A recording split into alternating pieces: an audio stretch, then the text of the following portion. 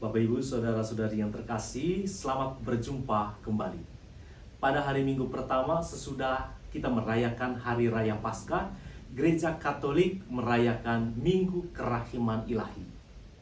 Yesus dalam penampakannya kepada Santa Faustina Kowalska pada tanggal 22 Februari tahun 1931 berpesan begini: "Aku mau supaya ada pesta kerahiman. Aku mau supaya gambar itu," yang dimaksudkan Yesus adalah gambar kerahiman dirinya, "diberkati secara mulia pada hari Minggu pertama sesudah Paskah." Hari Minggu itu mesti menjadi pesta kerahiman ilahi. Itu berarti yang menghendaki perayaan Minggu Kerahiman Ilahi dirayakan pada hari Minggu pertama sesudah Paskah adalah Tuhan kita Yesus Kristus. Pewahyuan pribadi ini baru diakui oleh Gereja Katolik pada masa kepausan dari Paus Yohanes Paulus II, dan dia menetapkan hari Minggu setelah Paskah sebagai hari Minggu Kerahiman Ilahi bagi Gereja Katolik sejagat. Selanjutnya, pada tanggal 17 Agustus tahun 2002, dalam homilinya, Paus Yohanes Paulus II, yang juga dikenal sebagai Paus Kerahiman, mengatakan bahwa dunia saat ini membutuhkan kerahiman ilahi. Dunia saat ini sedang menderita oleh konflik yang panjang, kematian bagi orang-orang yang tak bersalah, kebencian dan dendam yang merajalela, martabat manusia yang tidak dihargai, serta budaya kematian mulai menggerogoti budaya kehidupan. Manusia yang tidak bisa menolong dirinya sendiri dari lilitan dosa membutuhkan kerahiman ilahi agar bisa hidup kembali seturut kehendak Allah. Seperti sifat rahim seorang ibu bagi janin, demikian juga kasih Allah yang maha rahim bagi Anda dan juga bagi saya. Ia hadir untuk melindungi, untuk menghidupi, untuk menghangatkan, untuk memberikan pertumbuhan, untuk menjaga, untuk menerima tanpa syarat, dan membawa kemana-mana. Apapun kondisi kita saat ini, entah ketika kita mengalami kehancuran secara moral maupun kekeringan secara rohani, Allah menyiapkan rahim belas kasih-Nya agar kita memperoleh pengampunan. Dan dalam Injil Yohanes bab 20 ayat 19 sampai dengan ayat 31 pada hari ini, kita sama-sama mendengar ucapan Yesus yang penuh dengan kerahiman. Dia katakan, "Damai sejahtera bagi kamu." Adakah Yesus mengungkit-ungkit ketidaksetiaan para rasul saat mereka meninggalkan Yesus di jalan salib? Tidak. Adakah Yesus mempersalahkan Petrus yang menyangkalnya sebanyak 3 kali? Juga tidak. Dosa para rasul terlalu kecil untuk menutupi kerahiman ilahi yang maha luas dan maha dalam. Kasih Yesus jauh lebih besar daripada dosa Petrus. Kasih Yesus jauh lebih luas daripada dosa para murid, bahkan dosa Yudas Iskariot sekalipun. Secara pribadi, Bapak Ibu saudara-saudara yang terkasih, saya justru lebih membayangkan pribadi Yudas Iskariot pada Minggu Kerahiman Ilahi ini. Alasannya adalah, andai saja Yudas Iskariot masih hidup dan ada bersama dengan para murid saat Yesus menampakkan dirinya, maka perkataan Yesus, "Damai sejahtera bagi kamu," tidak hanya tertuju kepada Petrus, tidak hanya tertuju kepada Yohanes, kepada Thomas, dan kepada yang lain, tetapi juga tertuju kepada Yudas Iskariot. Sebagaimana Yesus tidak membahas lagi penyangkalan Petrus atau mempersoalkan kembali ketidaksetiaan para rasul, Yesus yang adalah wajah kerahiman Bapa pasti juga tidak membuat hitung-hitungan terhadap Yudas Iskariot yang pernah mengkhianatinya. Alasannya, kasih Allah.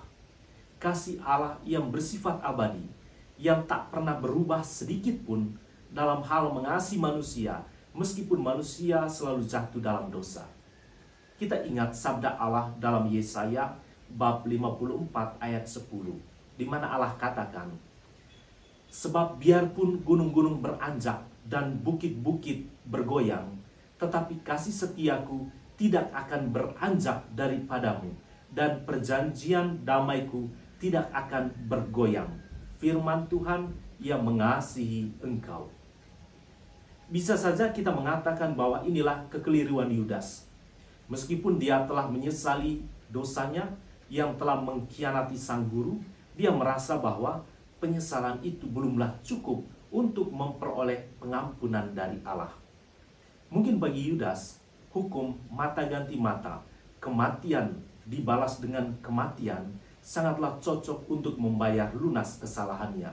Kalau itu sungguh nyata dalam pertimbangan Yudas Iskariot, maka inilah kekeliruannya. Pada prinsipnya, manusia tidak dapat membayar lunas dosa. Hanya berkat kerahiman Allah yang memberikan putra tunggalnya untuk sengsara, untuk wafat, dan membangkitkan dia.